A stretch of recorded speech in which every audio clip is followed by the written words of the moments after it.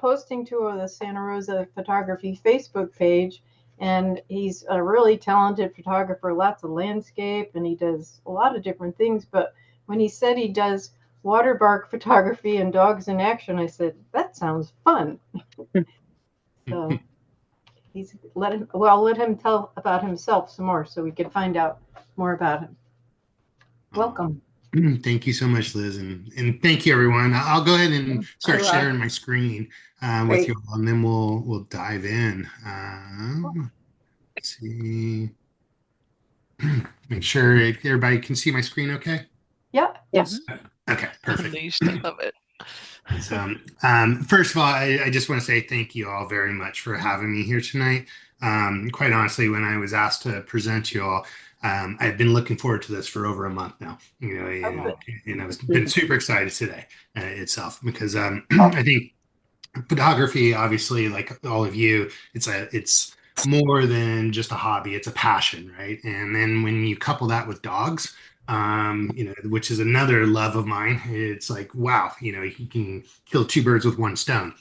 Not literally, but literally, right, itself. But before I dive in, provide you a little details about myself. I'm actually a longtime resident of Sonoma County. I grew up in Petaluma, where I wanted nothing more than to get out of Petaluma growing up, and so I did. I mean, Petaluma was a very small town when I was growing up, and the like, and I didn't realize how beautiful Sonoma County was at the time. You just took it for granted if you kind of grow up here.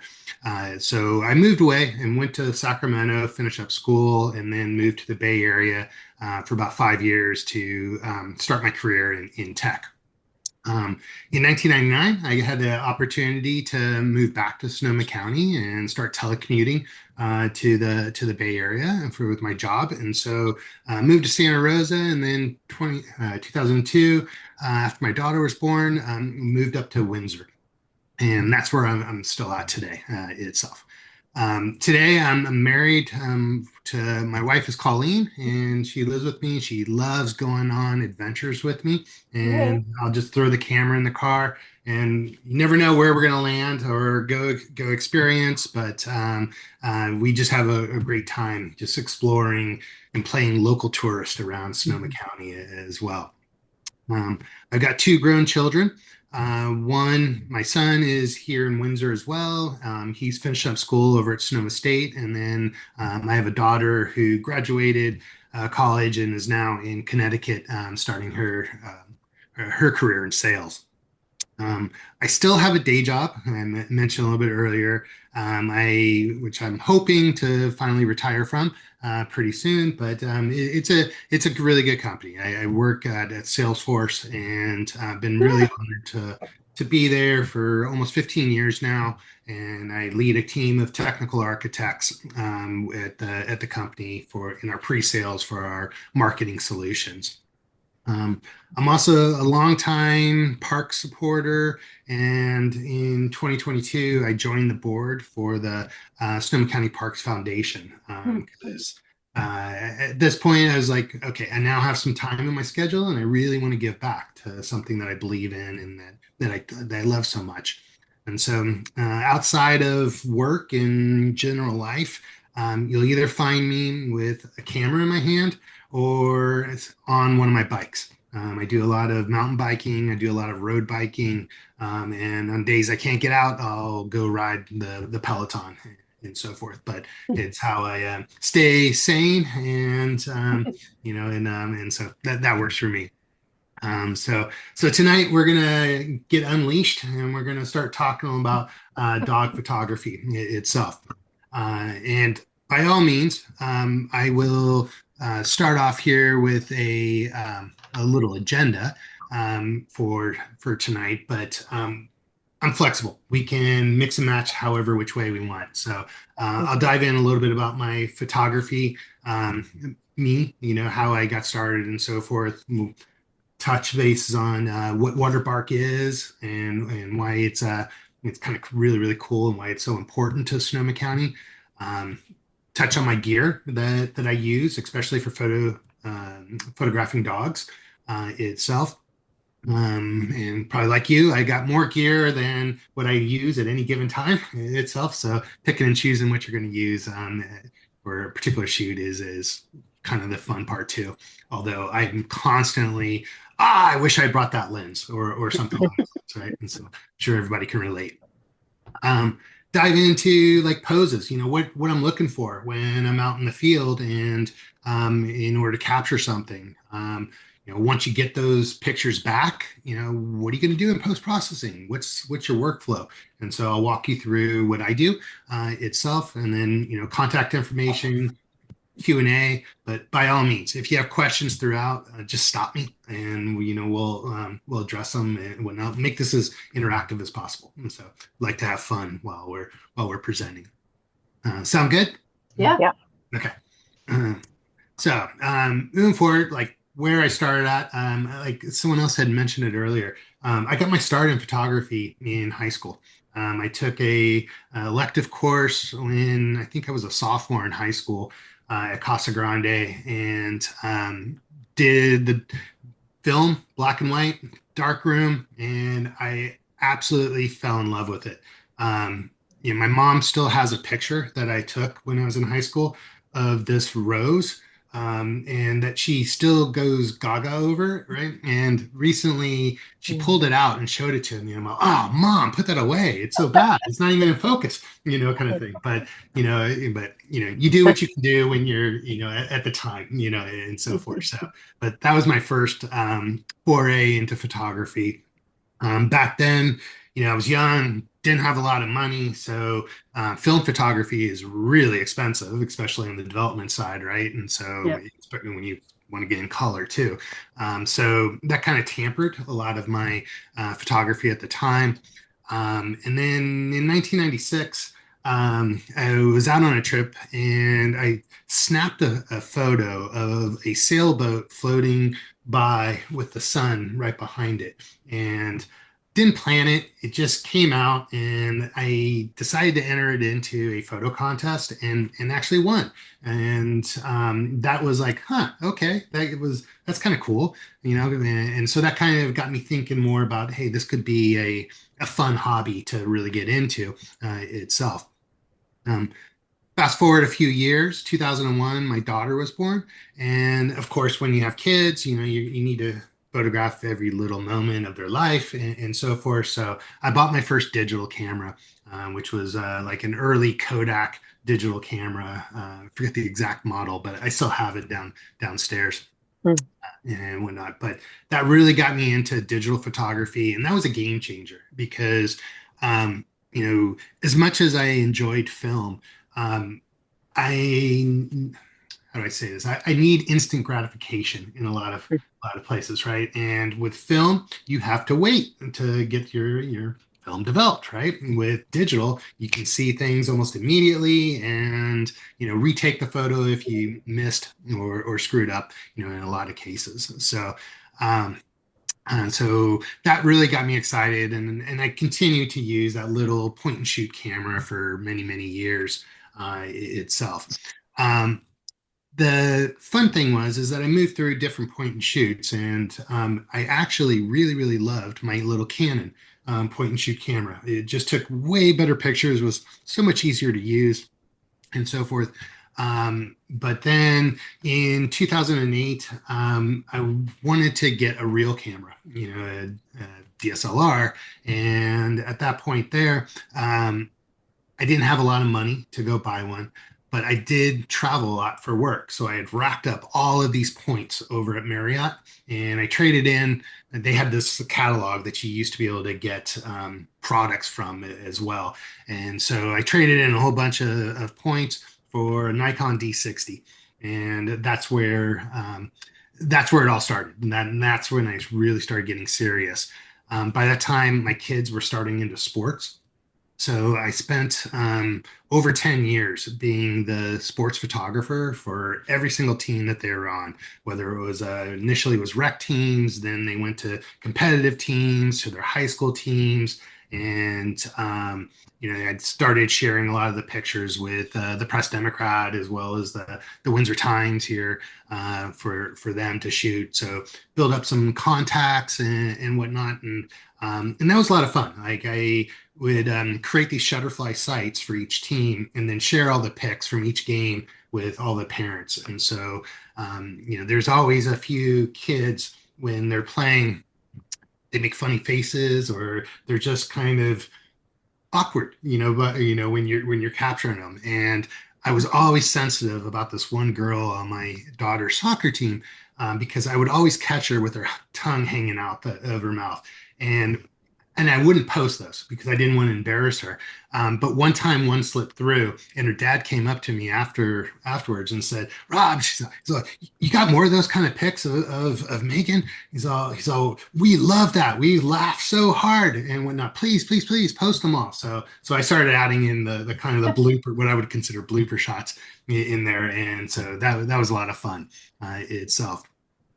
Once my kids graduated high school, you kind of go through this moment in time where, like, especially once they move out, it's like, okay, well, who am I now? I've spent these last 2 decades raising the kids, and now that they're gone on you're not interacting with them on a daily basis, and so forth. Is like, well, you got all this free time, and so once I got over that hump of figuring out who I was again, it's like I'm going to get back into photography and start doing this a lot more seriously. So I started up in 2021 my photography business and focus on a lot of things. I have, like many of you, I shoot a lot of different genres, itself. I still love sports and action photography, but I really love landscapes. And I think part of that is due to the fact that, especially during COVID, is that you couldn't be around other people, and that would drive me nuts. But I needed to get out and do something, and so I could go on a hike and bring my camera with me and be able to see areas that a lot of people never would see or could see, depending on who they were. So it really kind of brought joy to myself, and it brought serenity, especially during the COVID years Mhm. itself, where I really got into the landscapes.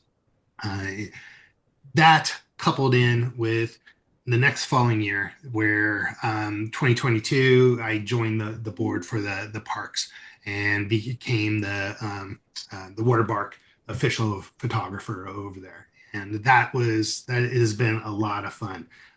All the pictures that I take, whether it be at water park or in any of our regional parks, I share back with the Parks Foundation as well as the Sonoma County Parks, because these types of nonprofits, they really have a hard time with quality photography, and shots. So, having for them to have images that they can use in their marketing materials or posting on their social sites and whatnot is vitally important. It helps generate more donors for the parks, and it just feels good for me. So that's kind of my photo journey. Probably like many of you, journeys are never a straight line. They're kind of all over the place and back and forth. So I follow that too itself. And over here, this is Bandit. This is my buddy. He's with me pretty much constantly, although he is now 12 and a half years old, and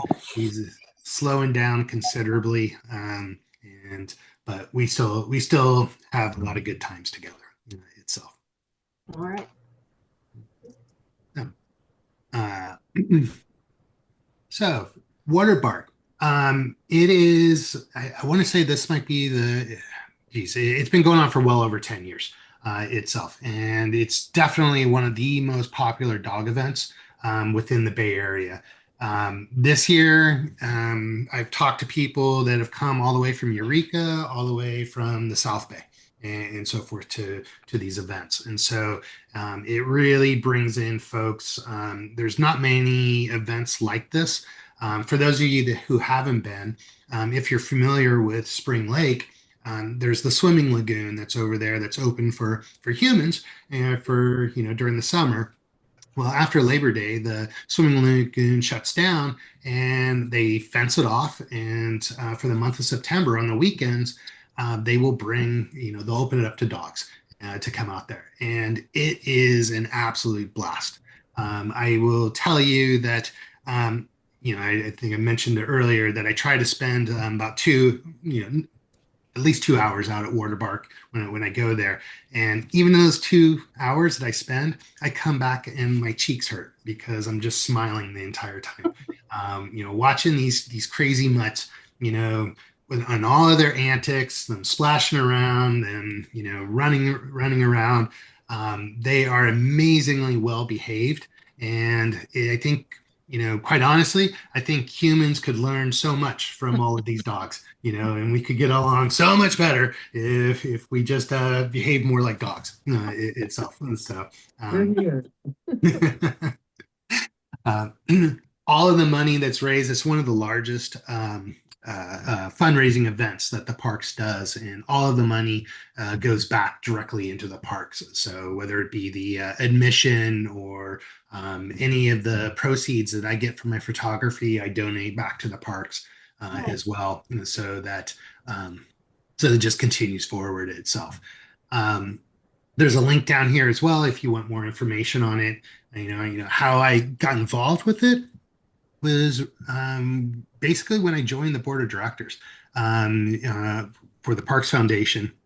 And I kind of think that dog photography is, I mean, especially over a water park, it's not studio work, right? It's out in the field. So it's action based. And with action based, it's very, very similar to sports photography. And so, capturing if you're interested in shooting football, soccer, baseball, et cetera, these are all really cool sports to cut your teeth on with and get used to capturing action itself. And so the dogs are just another extension of this itself.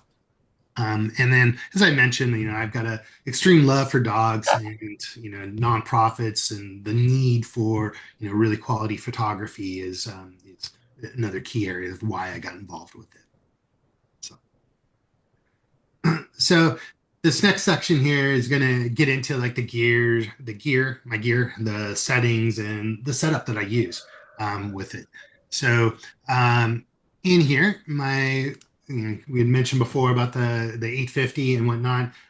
That was my dream camera itself. I started off with the D60 and then went to a 5200 that I shot for many, many years. And then in 2019, I bit the bullet and bought the 850, my first 850. I've actually had two of them right now, which makes things really nice when you're out doing um, headshots or a photo shoot. You don't have to swap lenses. You can just pull one camera or the other itself.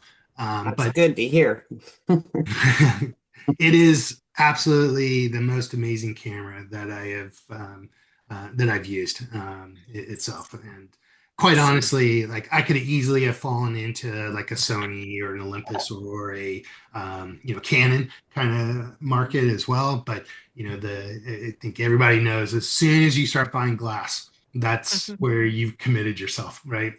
Itself. So I had bought some lenses for my earlier Nikons, and so I was already locked in itself. So now I've got my eyes on the Z8, and so that's going to be my retirement gift to myself. Is going to be but my wife doesn't know that yet. So, Mum's the word. Good, good so thing she's not here. that's right. That's right. So, when I pack my bag to go to Water Park, the biggest things that I put in there are obviously the camera itself, and I used my 70 to 200 lens, and I'll explain why when we get into some of the pictures and so forth. But that is like the key lens to be able to capture not only close up but also distant shots as well, and so I can rapidly zoom in or not itself. Obviously, you need extra batteries, extra SD cards, itself, those there. And one of the newest additions to my bag that I keep in there quite regularly is an ND filter itself. And I'll explain why. Is that most people use ND filters for long exposures and shots, but I bought these Peter McNillan ND filters. It's amazing. They're a little bit more expensive, but they're quick release from the lens, and they come with two different size base plates so that I can connect one to my 70 to 200 lens, and then there's also a base plate for my 24 to 70 lens as well. So I can use these same ND filters on each of the lenses very, very quickly. And so when you factor in that there's multi-lens use, that price drops, kind of significantly itself. But amazing, amazing, amazing. And so I was out one day. I was actually shooting some landscapes, and you're not supposed to go shooting at noon, right? It's like one of the worst times and when the sun's high in the sky, bad light, you don't want to be shooting during that time of the day and so forth. But sometimes that's the only time you got to go shoot. Like it's off. And if you want to get on shoot, you got to deal with it. Well, I stumbled across this is that by bringing out my ND filter with me, it allowed me to be able to cut out some of that harsh light and really be able to work with those images that you're taking at between high noon and 3 p.m. in the afternoon itself. And so I was like, huh. And so I tried it again. And I was like, okay, this wasn't a quirk. This wasn't one of those once in a lifetime kind of situations. So now my ND filters are in my bag, so in case I ever need them under harsh lights. At Waterbark, you're dealing with water, you're dealing with sand, right? So that are out there. So having some cleaners that are readily available is vitally important. I'm muted and I'm not on. Yeah. A lens cleaner, obviously, itself, you oftentimes might get some water splashes onto the lens itself. I keep a towel with me inside my bag that I can quickly pull out. You never know when a dog comes walking out of the water and they decide to go into one of their shakes, and it goes everywhere, right? And Murphy's Law, it's going to land on your camera, and and it does. And so the towel, and then and I also keep a blower bulb, inside my bag too, because you never know. Sand might get into one of those obscure little spots, and you want to get it out of there as quickly as possible. And then finally, I bring business cards with me because you're meeting and talking with a lot of folks, and especially if you're taking photos of their dogs, everybody's asking. Number one question that people will ask is, "Are you posting these pictures anywhere?" And so giving them something, and my name, Rob DeVenuto, is not like it's not like it's Rob Smith, right? Where I could just say Rob Smith Photography, right? No. And so nobody's going to know how to spell DeVenuto. So I just I give them a business card and let them know where they can find the pictures and so forth for them to see itself. Before I move on, any questions on the gear, or anybody else who shoots dogs, any other additional gear that you like to use? Would you use a monopod at all, or are you just shooting fast enough? You don't. That's a great question. For sports photography, I have a 600 millimeter lens that I would use, and I would use a monopod for that. At Waterbark, I don't have enough time to be able to move it around, and you're in some awkward spots over at the park in shooting the dogs, and so it's really, really hard to maneuver the monopod around. And actually, one of the main reasons why I don't bring a monopod with me is that some of my favorite shots to take, and you'll see some of these coming up, is crouching down and getting a head-on shot with the dog running at you or doing some type of action. And you just can't get down that low with the monopod itself. So, but that's not to say that it can't be done. And if you're shooting from like a back, not from the water line, but maybe from the back of the stand area, um, totally fine. To have a monopod there. Great question.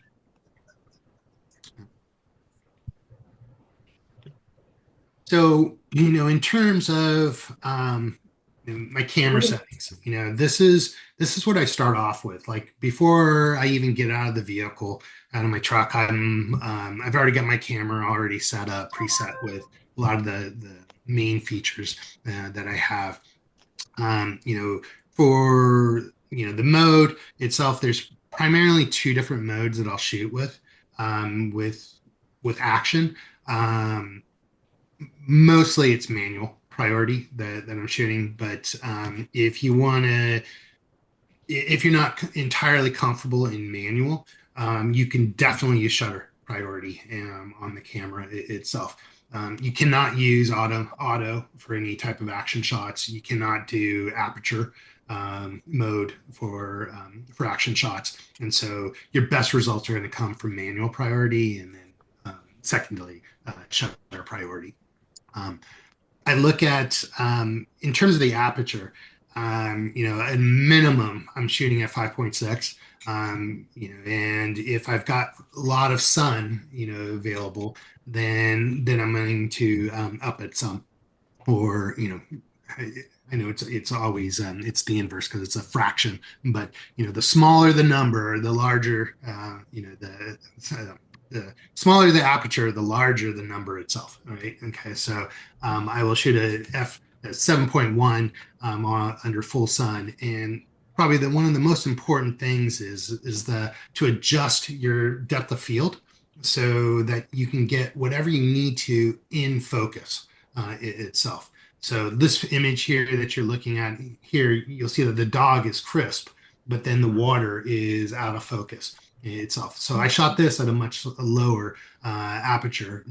This one, I believe it might have been f4 that I shot him at, and that's why the water is out of focus because of that depth of field. But if I had shot this at 7.1 or higher, then you would get everything all in focus itself. And so it just kind of depends on what you're looking for in a given image. The most important thing with the shutter is the shutter speed, right? With action shots, you need that fast shutter, and you need a minimum of 1,000th of a second to be able to capture, because you're getting them in movement. You want to freeze frame them in movement. You get some really funny pictures, and I've got a few inside here to show you. Just the expressions that the dogs have on their face. And some of the things that they do. You also have the ability to freeze the water itself, because you'll see this in a couple of additional slides coming up. But when you have a dog that is coming out of the water itself, there's going to be water dripping from them. It's going to be coming from their mouth, maybe if they're holding a tennis ball. It could be just coming off of their fur, and it just adds additional interest within the picture by having that water frozen. And since a photo is a snapshot in time, it depicts movement, and so it really does tell a story there. ISO. If you are on manual, like the typical recommendation for manual mode is to let your ISO float. So put that on auto and let it run with that. That way you can pretty much, the only thing that you're adjusting in the triangle, the exposure triangle, is your aperture itself, which makes it a lot easier when you're dealing with fast moving subjects and the unexpected, because you never know what's going to happen for you at any given time. I do set a maximum ISO on the camera. If it's a cloudy day, I will set a maximum of 1600. If it's a sunny day, I'll drop that typically to about 800 as a maximum itself. But the key thing is that and the reason why I do that is just noise that appears. And if I let it float all the way, I mean, the Nikon D850 is really good with high ISOs, but I still find that I get noise in the pictures. And yeah, I can remove it in post processing, but it's just one extra step that you have to do, and it takes time. So I prefer to knock that out at the beginning. Other key settings that to look at. Focus mode itself is AFC, or the continuous mode, depending on what kind of brand that you have itself. Unless you are doing studio work or doing still photography itself, your camera should always be on continuous mode. The servo or the S mode that commonly exists, that is for single, and it's for if you're doing a portrait or something that is extremely stable itself, like even a landscape with no wind, you could pull off using pulling the servo mode. But other than that, everything else is typically FC, and then you don't even think about it. Focus points, there's a wide number of different focus points, and it just kind of depends on what camera that you're using itself. But I tend to use a high number of focus points because I never know exactly what's going to happen inside that frame, and I want to make sure that the vast majority of things are in focus inside the frame. So I'll use a higher amount, or traditionally more the maximum amount that whatever camera I'm using has itself. Image quality, there's always that JPEG versus RAW kind of debate on what to use and whatnot. I used to be all JPEG for the longest time, and then when I fully got into understanding post-processing, is like you can't do post-processing with JPEGs. Like you limit yourself out of the box right out of the gate, and so there's just not enough detail to really pull in and adjust the image itself. You have a lot more ability to manipulate the photo if it's in a raw format. So I 100% solely shoot raw itself. The only downside to raw is size of the images. So if you're saving those on your hard drive, you're going to need to routinely think about additional hard drives for backups and all that kind of good stuff. So tech tip real quick, in case if you've got Amazon Prime, you have unlimited photo storage up on Amazon Photos. Cool. Which is really great. There's an app that you can download on your computer, and whenever you download your pictures from your camera onto your computer itself, I have Amazon Photos just automatically looking at that directory, and it automatically syncs my pictures up in the cloud. So cloud storage is really expensive, and this is all free. There's no limit to the number of pictures that you can store up there. So I've got a couple of hard drives for backups, but then I also have cloud storage in case the whole place burns down. You don't want to lose all of your hard work over the years and so forth. Awesome. The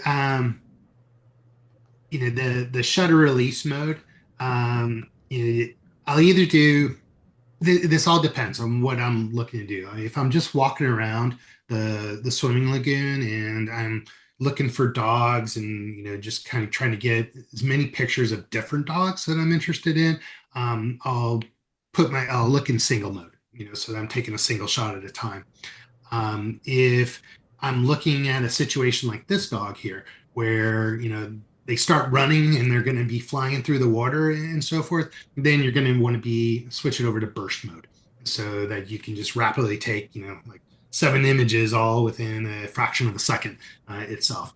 Some of those images may or may not come out, but you're got a higher likelihood that you're going to get, a few that are going to be rock solid and you're going to nail that shot itself. So that's a lot of fun to do. And I just did one this past weekend. There was this one little dog out there who was just so focused on his ball, and his owner was throwing it, and so I started talking him up just to kind of get to know him and what the dog was like and so forth. And then I positioned myself a little bit diagonal to him, and I'll just rip the ball. And I was down there shooting, and I got this beautiful series that he was absolutely crazy about. He didn't even know that I was going to grab the shots that I did.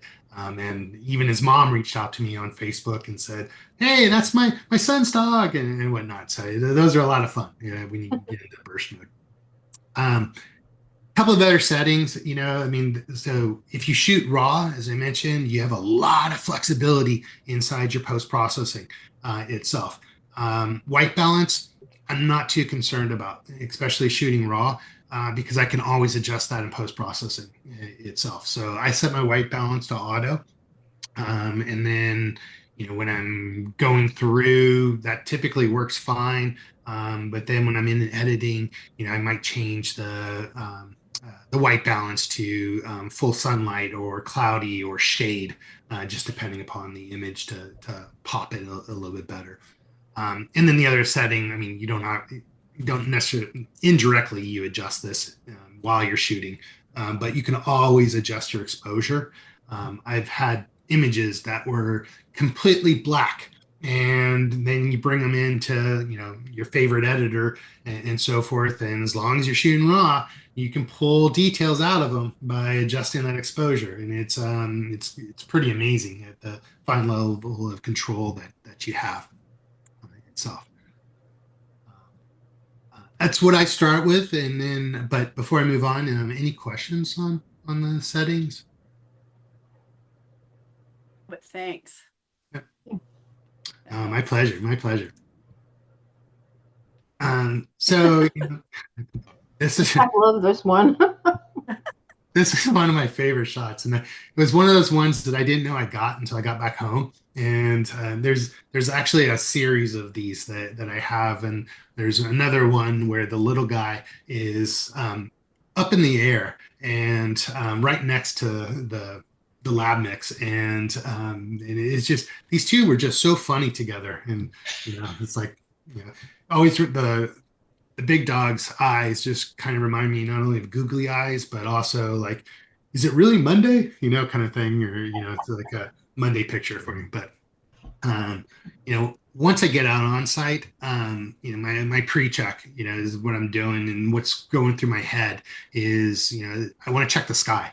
And do I got full sun? Is it partly cloudy? Is it pure cloud itself? Are there any areas around the where I'm shooting at that are shady or in full sun? Because I'll want to adjust my settings as I get over to those particular areas. And I'll adjust my ISO, that maximum amount. Sometimes, if I start off at 1600 and it's a full sun day, I'll drop my ISO down to like 800 or sometimes even lower, just to be able to for the image. And then of course the aperture settings. I look at where the sun is at, as that sun's moving across me. I do try to shoot with the sun behind me. Those are often, if I look back across a single day of shooting, I'll have the sun in front of me. I'll also have it behind me. Invariably, all of the pictures that I love the most are the ones with the sun behind me itself. So it's just you don't always have the luxury of positioning the sun wherever you want it to. It's not all about us, unfortunately, it's the universe doing its thing. So, but just be aware of that. The other spot that I scope out are where are the dog runs that exist. So there's spots, especially around Spring Lake, but it's at any dog park or anything, is that there's spots for congregation, and then there's spots for activity itself. And so identifying those up front is going to allow you to know and plan for what you want to do in each one of those spots. For instance, when you get over to the swimming lagoon itself, there is, when you first come into Waterbark, that whole area right there, right by the lifeguard station and right in front of the showers there, is one of the initial dog runs spots.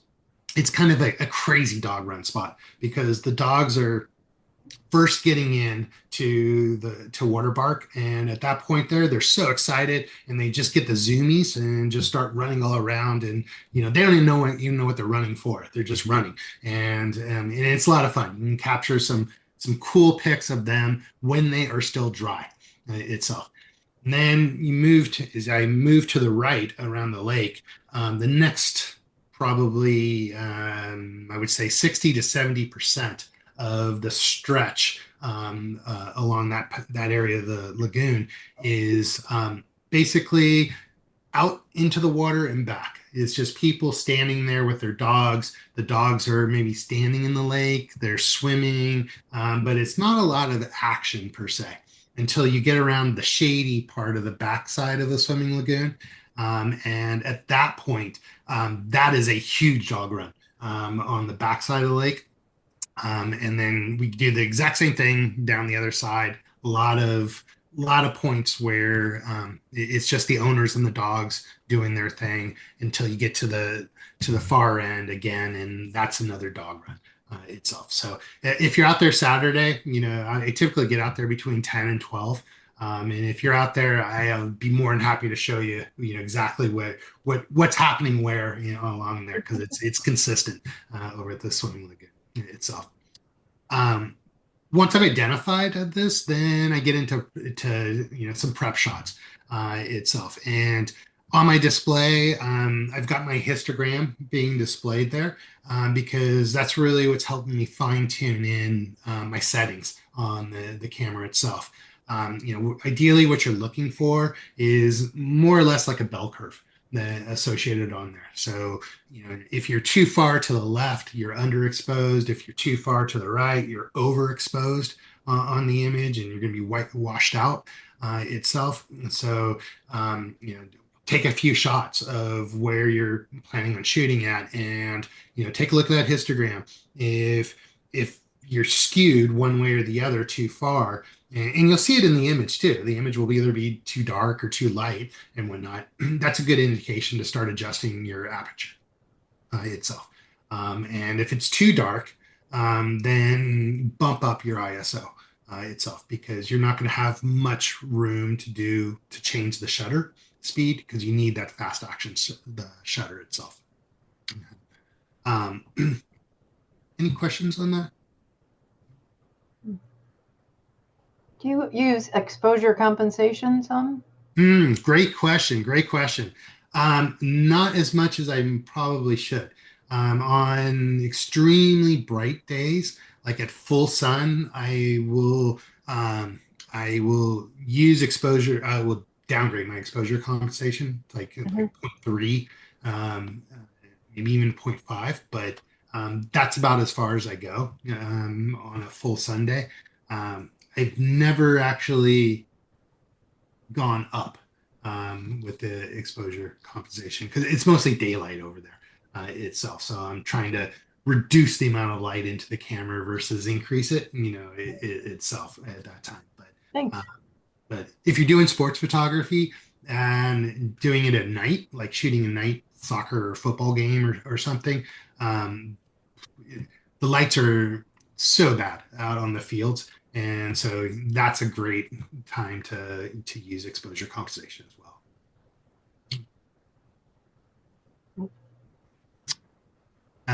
So now in terms of like what I look for, inside, for the dogs, once I got my camera settings set, I know where I'm going to be hitting at on the directly on the around the lagoon and so forth. One of the first things that I look at are I put in the category of like model pics. Okay. The up at the top on the left hand side, This is what I consider like the swimsuit model or that Bond girl entrance, where that dog is just coming out of the water, and these are the shots that are just great for those water drips. You get some water splashes. If they don't have a ball in the mouth, they're oftentimes, smiling itself, and it's just so much fun to get these. And I don't think I could ever get tired of this particular shot itself. Um, You've right below that is that standing in water pose itself. Most dogs will just be standing there, and a lot of times they're either tired, because they've been running all for quite a period of time, or these might be the older dogs, right, that just don't have it in them to go running, but they want to enjoy the water itself. And so you'll find in this kind of situation, most of the dogs will either be smiling, or you'll catch them like just kind of looking off in the distance, pondering life, kind of thing. And those are really good shots. They're great for people, for prints. Like these are the ones that typically the action shots are a lot of fun, but people also, especially if somebody loses a dog, they'll come back and they'll buy some prints, and they just like that relaxed look itself. Um, and then the third one, that is the swim, right? And when they are submerged in the water, like this white guy over on the right hand side, I just love these shots. They're so much fun, and some of the dogs are, just the eyes are peeking out, of the water itself. But on a bright day, you might get them submerged, and then you can also get a reflection in the water of the dog as well, that you can see here. And so those are another really fun shot to get in there. By far, action shots. Those are the fun ones, right? And you never know when something is going to hit. And I view the action shots are like, these are really the ones that separate the photographers that know their camera versus the auto mode, right? Because it's really, really difficult to get any of these kind of shots, action shots, and freeze them in auto mode on the camera itself.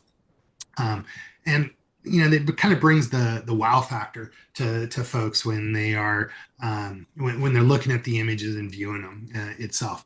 I will say, like, most often it's really, really hard to get a perfect shot without some type of post-processing itself. And the most important thing is cropping, and to crop the image in post-processing itself.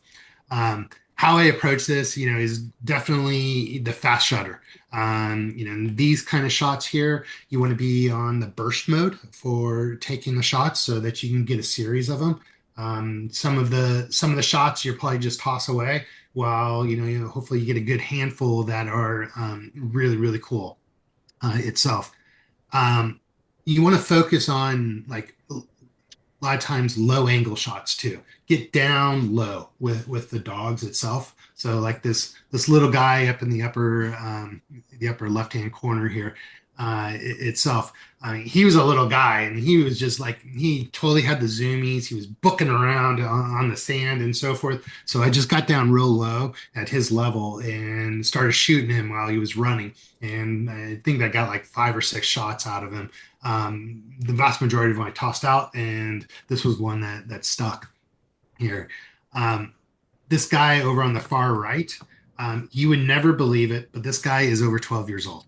He is so active, and he is just amazing. He is he's a fanatic for his frisbee, and I've gotten to know his mom and dad, and so I'll go out there and I'll start talking with them as far as what how he's doing and so forth. But he jumps, he leaps, and he is so flipping fast that to capture him is I've got so many blurry pictures that I missed on him, and that I've only got a small handful that I really, really would ever show anybody, and this is one of them itself. But he's a cool guy.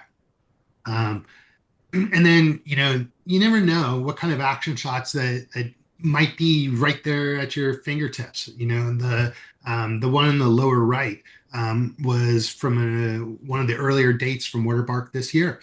I was just getting into the park itself. I was just kind of getting acclimated with where everything was at, what dogs were there, and who I was going to shoot. And I turn around, and I see this little boy, and I cropped his dad out. His dad is right behind him, and the little boy is playing with his dog and so forth. And he tossed the ball, and the golden retriever was right there to try to catch it. And so that was like, wow, that was really cool. And so you never know when these shots are going to make an entrance to you. So just be prepared for them.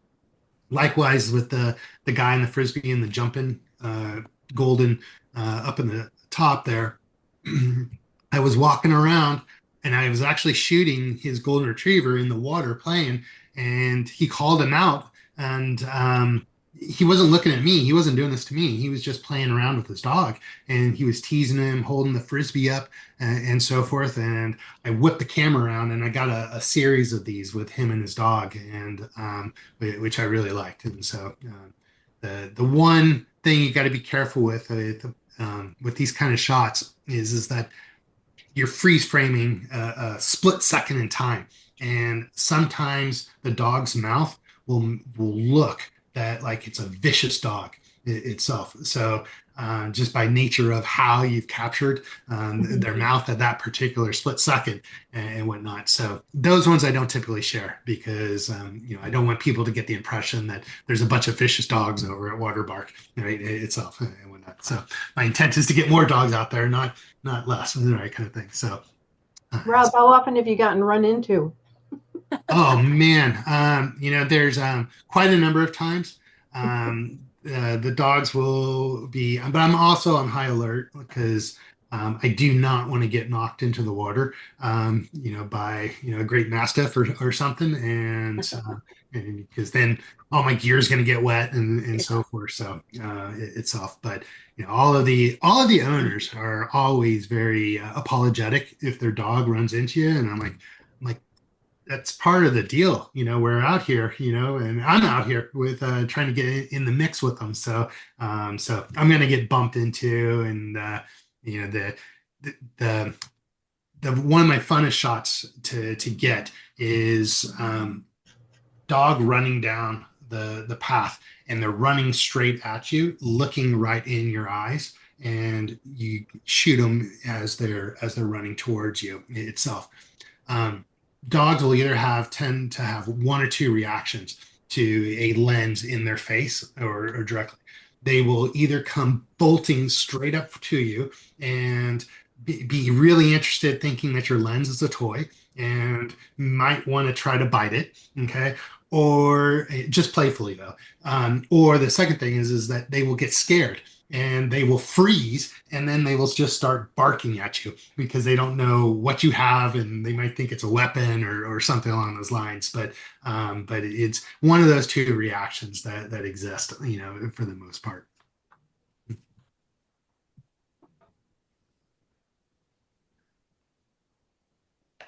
Then you have the shake, and this is where you get a lot of funny pictures itself.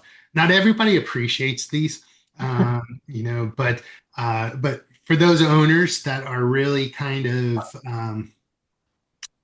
fun with their dogs, right? And they will definitely appreciate some of the funny looks that they get on the face.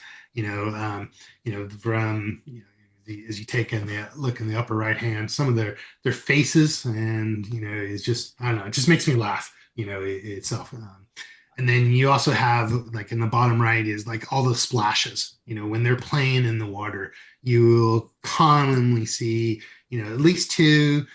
Sometimes there's 3 to 5. Sometimes there's a pack of dogs that are just splashing around and I don't even think they know what they're doing. They're just having fun, and whatnot. They're like little kids out there. And so, that's those are also really great shots that I look for in for the image for the dogs as well. Um, and then, you got dog parts, right? Is like dogs like to smile, and when they are having fun, they are smiling all of the time. And so these are fun. I really enjoy getting these. Um, you're down low, right? And the most important thing is where you've got your focus point at inside the lens is that the eyes have got to be in focus, just like portraits, of individuals. Your dog's, any animal's eyes need to be in focus itself, and so that's really key.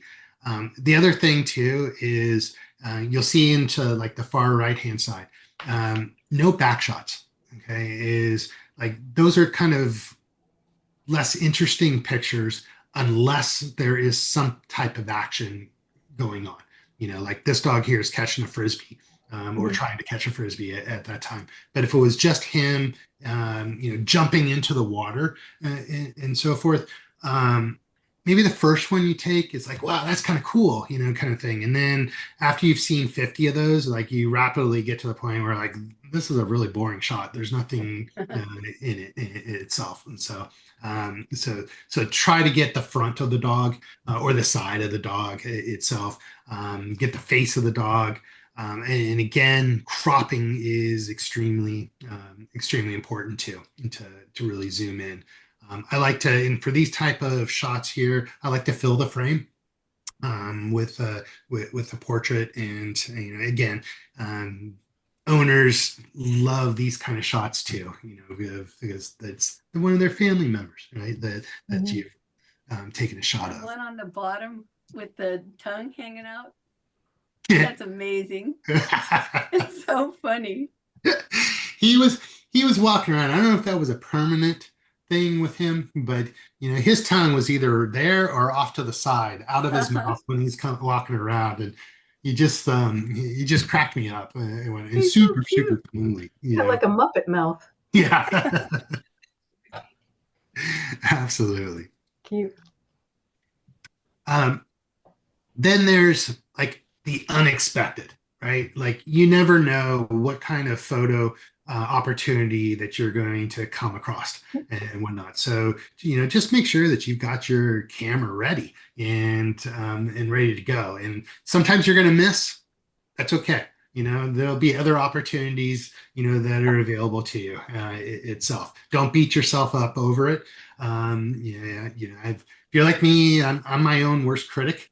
And so, but I know that another shot's going to be coming around in another moment itself.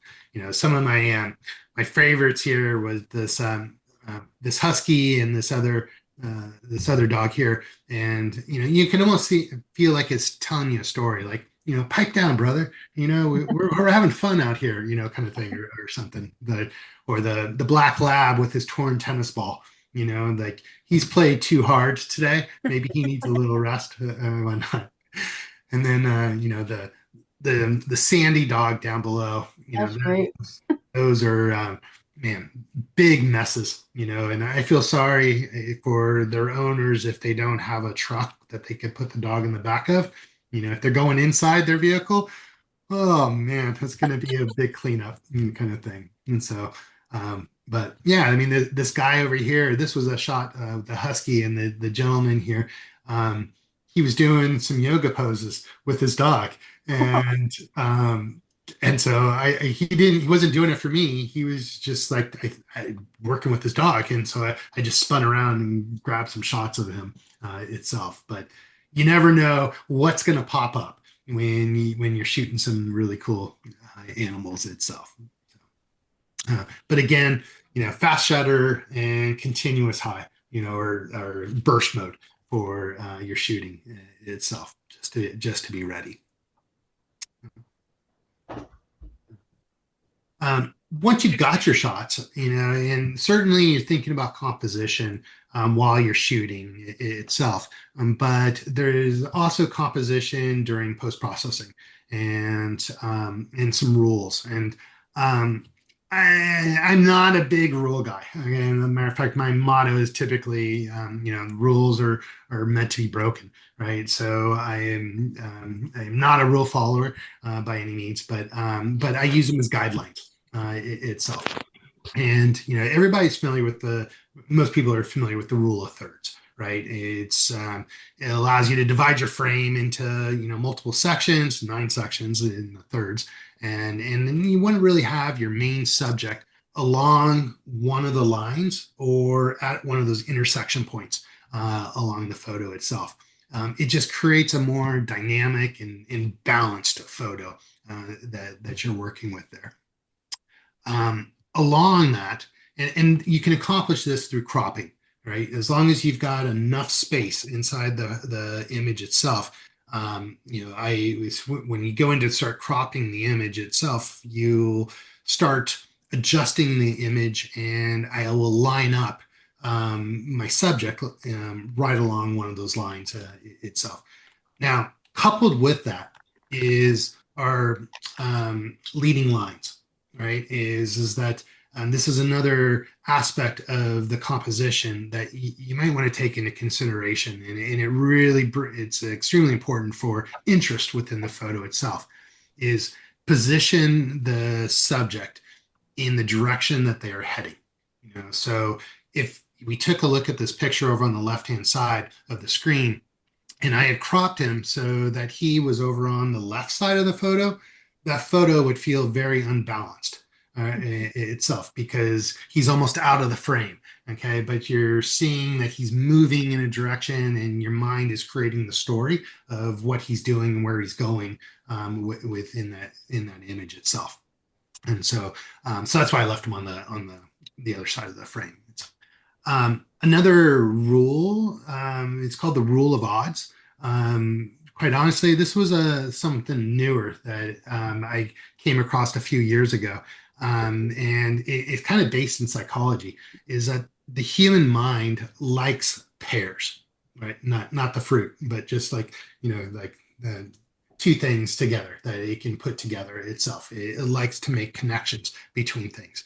So if you provide an odd amount of items in an image, it creates interest, and it forces the viewer's eyes to move around the image to be able to take it all in.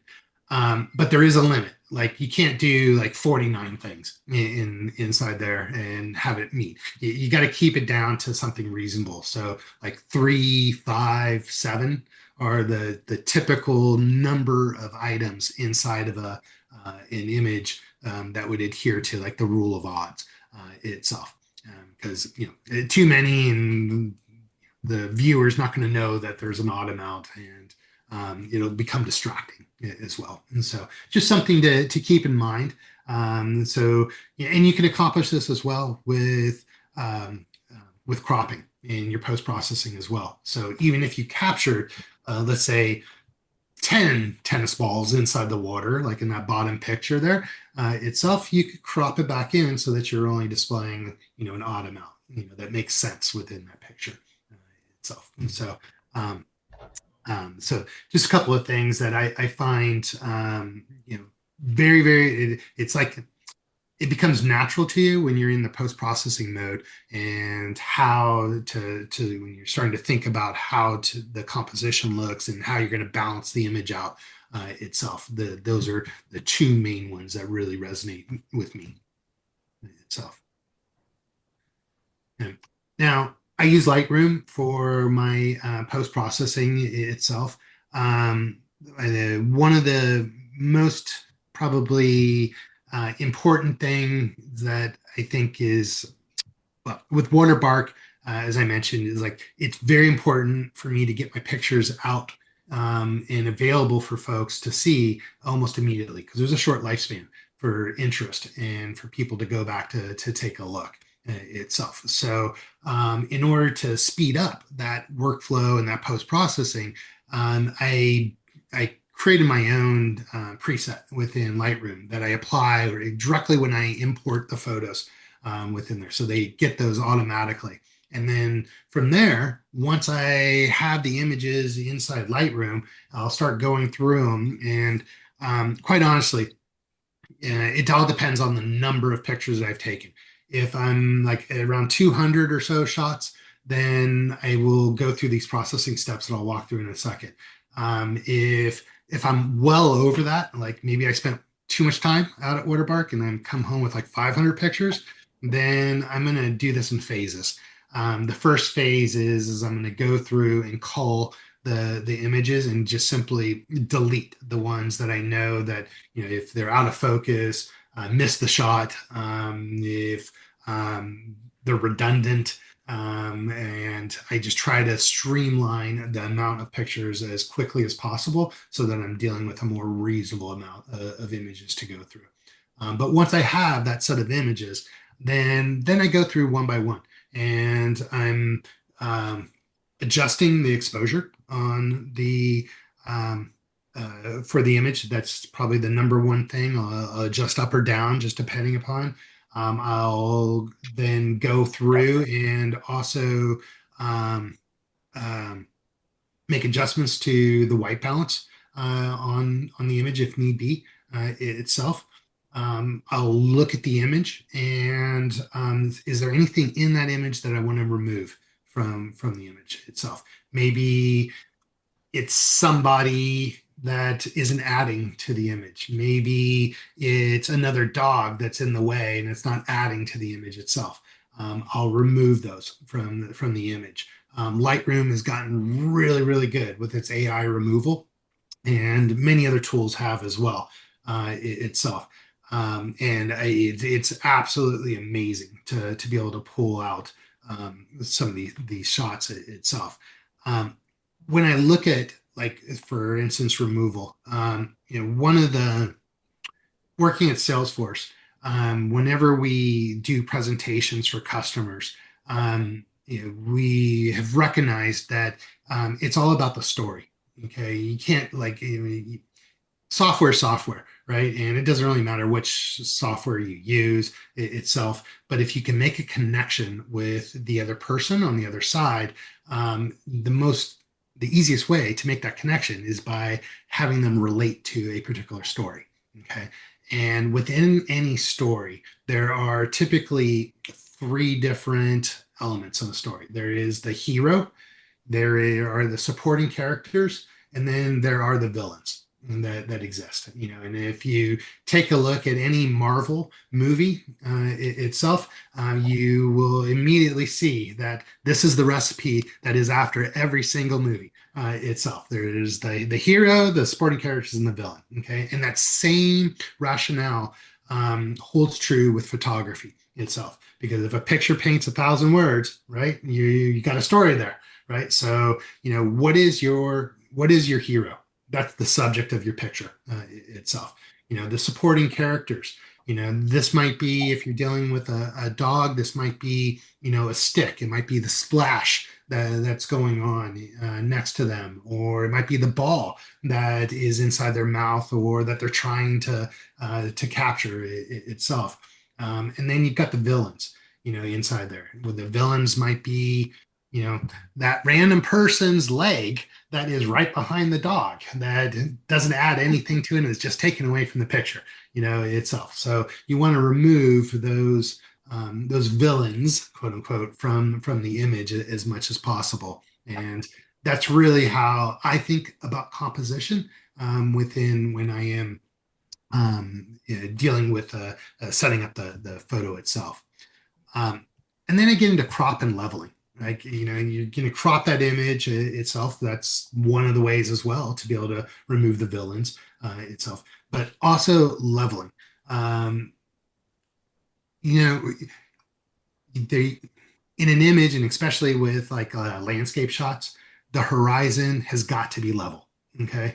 And once I learned that, okay, as soon as I see a picture that has an uneven horizon in the background, it's like, oh, that hurts a little bit, and it's like, but I gotta get, but it's not 100%. Remember, rules are meant to be broken, so it's not 100%. But that's always going through my head is like, does this picture need to be leveled or not? And so make sure that it's leveled in a way itself. And then optionally, and this kind of just depends on kind of honestly my artistic feel for that day itself, or if I really fall in love with an image and I want to take it to the next level, is then I'll start working with masks inside the image. And I'll oftentimes do maybe a few linear masks that will darken certain areas of the image, and then use a radial mask on the subject that I really want to pop and to highlight itself. And so it helps to be able to draw the viewers attention to where you want them to be inside that particular image itself. And so um, but this post-processing, a lot of people, it's not fun for a lot of folks. I actually enjoy it when I have time to go do it. The one thing that I will say about myself is that when I first started off, I can edit pictures fairly quickly itself, and I would use that as a selling factor initially when I was working with clients, and I still do. I mean, I still can process quickly, but I was noticing I was getting to a point where I would come home from a shoot, I would load my pictures in, and then immediately start editing them. And as soon as I sat down and I started editing the pictures, I hated them all. Like they were all garbage. They need to go away, right? And so forth. And luckily, I didn't actually delete the pictures. I just like walked away and did something else. And I would go back the next day, and magically the pictures would be, whoa! I would see things in them that I had missed previously itself. And no, they weren't garbage.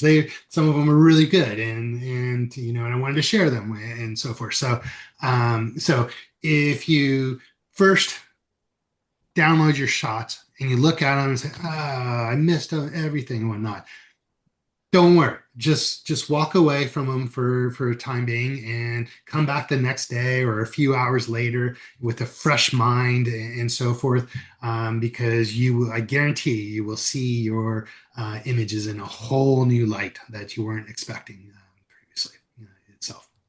And so before I move on from here, I think this might be one of my last slides or whatnot, but any questions on post-processing or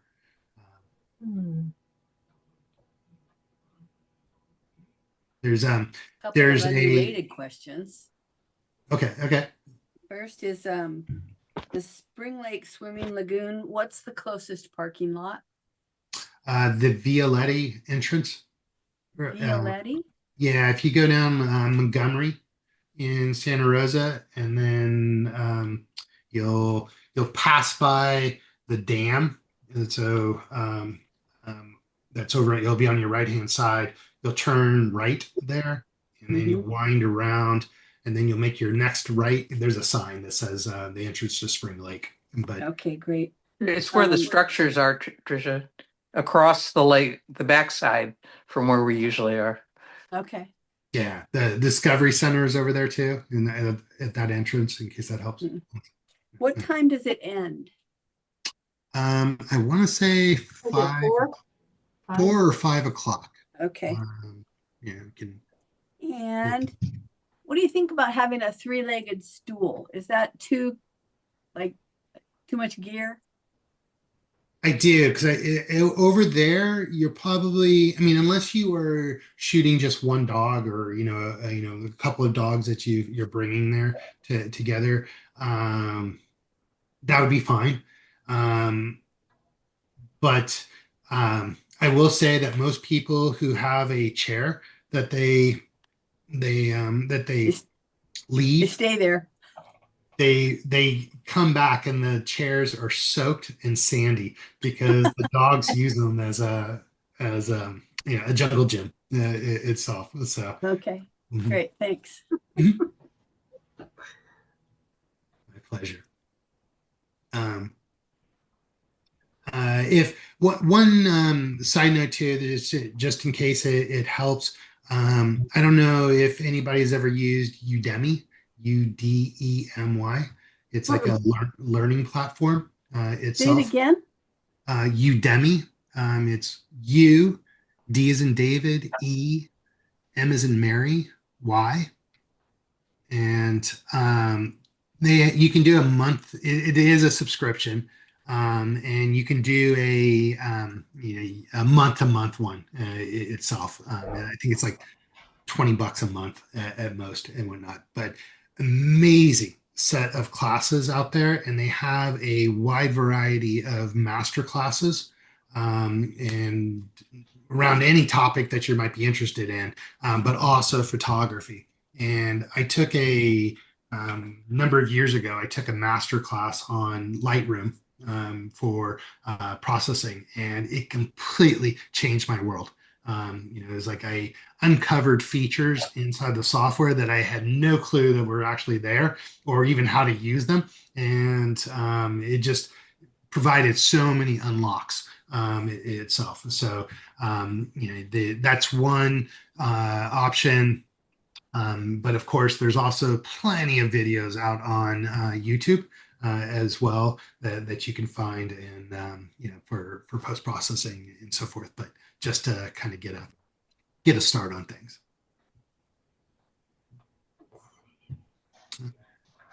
And then let's see here. I was just going to look up waterbark real quick here.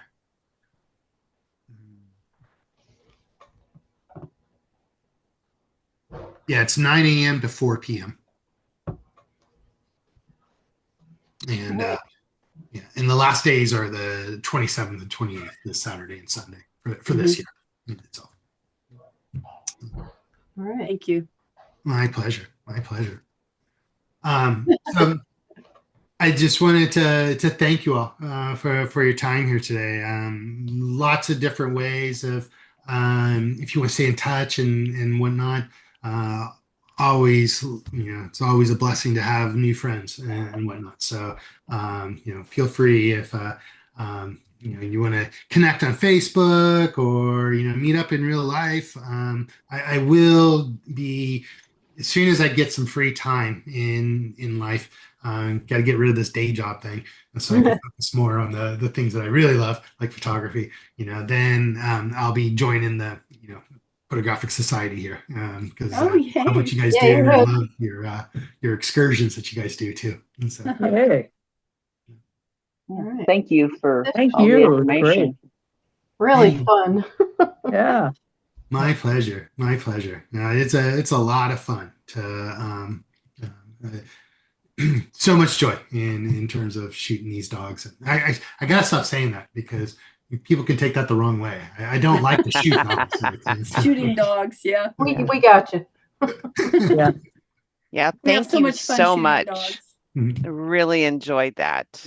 Yeah, this is great. Yeah. Yeah. Especially Wonderful. being shot on the camera, I want to get. Pretty cool. That is awesome. That is awesome. Yes, it's yeah, I don't think you'll be disappointed at all with the 850. It's Mhm. It's not an official field trip, but some of us are going to be there at 10 o'clock on Saturday morning. So if you're interested, come join us. That is amazing. Absolutely. That's when I'll be there too. I actually won't be there on Sunday because I've got to head down to San Diego on Sunday. But Saturday I'll be out there, and I typically All right. am there Look between forward to 10. meet you. Yeah, likewise. All right. Any additional Right. questions anybody has, or well, if any pop up, like wake up at 3 a.m. and I wish I had thought of this. Don't call me at 3 a.m., but feel free to reach out. I have a question about Waterbark.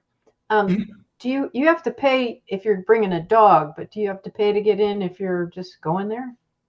Now you can, if you want to stay on the perimeter on the outside of the gate, or the fence, which is just kind of a mesh kind of fence, and which is only about 4 foot tall, I'd say at most. itself. There's no fee whatsoever. There's a tabled section that you can get into as well. And there's the right by the concession stands itself there. If you are bringing a dog, yes, there is a cost. I'm not gonna. But the times that I've been before, we can go in as long as we don't have a dog, we go in for free just with our cameras. I think so too. They've never stopped me. We could donate something. Yeah. Yeah, we can donate. That's a good idea. They would love that. They would absolutely love that. So, yes. You guys could Great come in as my presentation. guest. I'll have Shukra there. So Okay. Okay. yeah, you can Right. tag along with Shukra. That's awesome. That's awesome. Well, yeah, let me know. I'm typically walking around the swimming lagoon there. So, if you're shooting and, you're getting stuck with some shots, let me know. Happy to spend some time with y'all and figure out how you can get your camera set up a little bit easier to get some shots and whatnot. So, All right. Okay. Thank you very Thank you much, so Rob. much. Thank you. Yes, thank you. That was wonderful. Great job. my pleasure. My pleasure. Oh boy. The landscapes that are was- beautiful too. That's beautiful. Yeah, that was really wonderful. And the dog shots was really entertaining too. Yeah. Thank you. Thank you very much. Well, should I think you probably all have some other business to attend to. Oh, yeah. Would you, should I go ahead and drop from the call so you can? Yeah. Yeah, Yeah, I think we're good. put her down. We don't have other business. I'm going to go eat dinner. Me too. That's your business. Thanks, Rob. This is great. See you Thank on you, Rob. Saturday. Looking Yeah. forward Nice to seeing meet you you all. there. Saturday.